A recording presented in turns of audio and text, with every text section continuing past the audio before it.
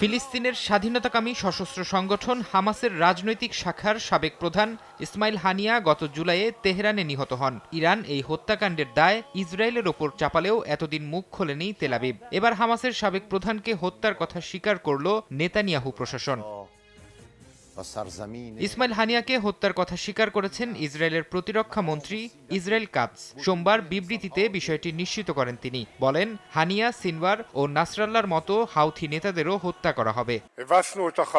আমরা হাউথিদের কৌশলগত অবকাঠামোকে ক্ষতিগ্রস্ত করব, গোষ্ঠীটির নেতাদের হত্যা করব, যেমন আমরা হানিয়া, সিনওয়ার এবং নাসরুল্লাহর ক্ষেত্রে তেহরান, গাজা ও লেবাননে করেছি। হোদেইদা ও সানাতেও তাই করব। যে ব্যক্তি ইসরায়েলের দিকে হাত তুলবে তার হাত কেটে ফেলা হবে।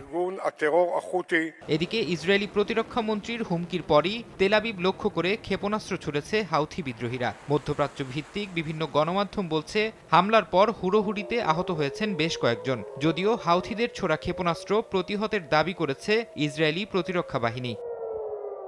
ফারহাদ চৌধুরী, সময় সংবাদ।